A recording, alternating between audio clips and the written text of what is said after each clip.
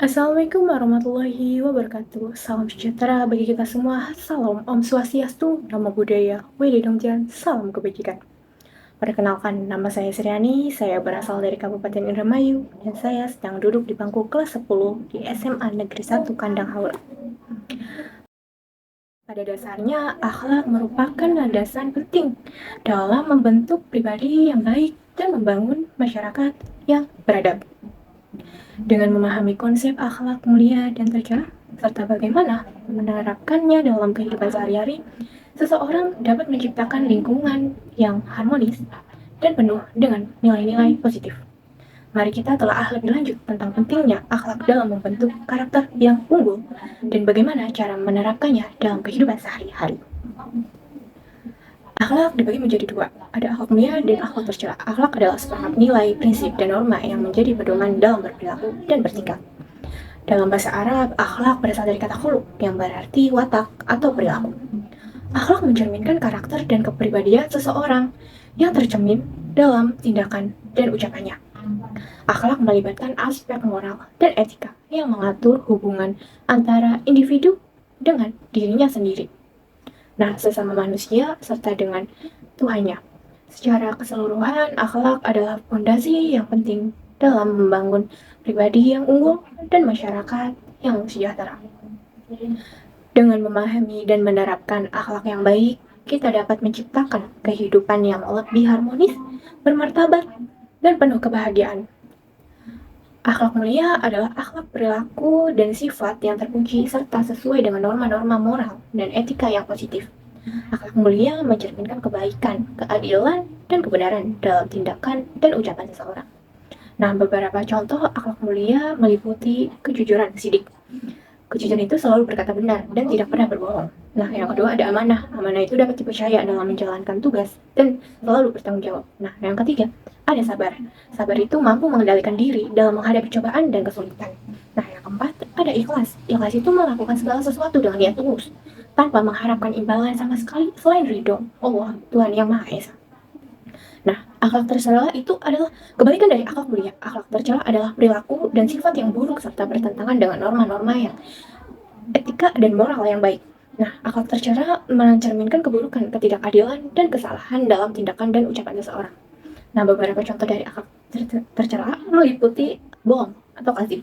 Nah, bohong itu berkata tidak benar atau menyembunyikan kebenaran. Nah, khianat tidak dapat dipercaya, berbuat curang, atau mengikat janji. Nah, yang ketiga ada marah, tidak dapat mengendalikan emosi dan mudah tersinggung. Nah, selanjutnya ada riya, melakukan sesuatu untuk pamer dan mencari pujian dari orang lain. Nah, untuk menerapkan akhlak terpuji dalam kehidupan sehari-hari membutuhkan kesadaran dan tindakan yang konsisten. Pertama, penting untuk berkomitmen untuk selalu berkata jujur dalam segala situasi tanpa tergoda untuk berbohong atau menyembunyikan kebenaran. Nah, selain itu, menjaga integritas dalam tindakan sehari-hari adalah suatu keharusan dengan memastikan bahwa perilaku tidak melanggar nilai-nilai yang diyakini dan tidak terlibat dalam tindakan curang atau merugikan orang lain.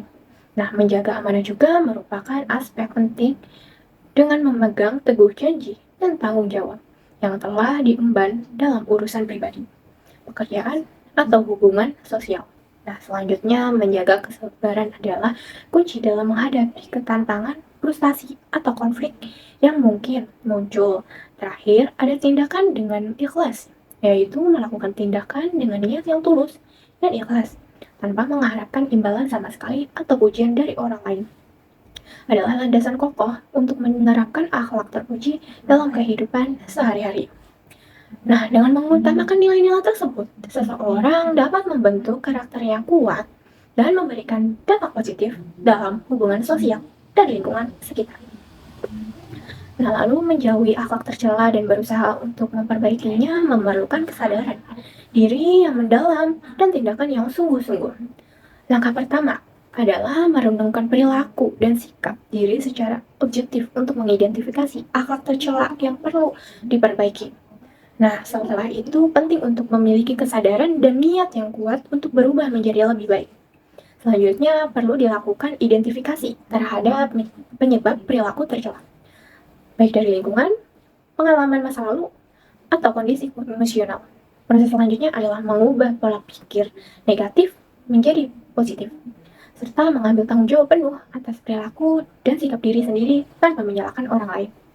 Selama proses ini, dukungan dan masukan dari orang-orang terdekat yang dapat memberikan pandangan objektif dan konstruktif sangatlah penting. Selain itu, penting juga untuk melihat kesalahan sebagai peluang belajar untuk menjadi pribadi yang lebih baik di masa depan. Yang tak kalah penting adalah konsistensi dalam bertindak untuk mengubah perilaku dan sikap. Meskipun ada rintangan atau godaan yang muncul di sepanjang perjalanan, dengan mengikuti langkah-langkah ini, seseorang dapat secara efektif menjauhi akhlak tercela dan meningkatkan kualitas diri dalam kehidupan sehari-hari.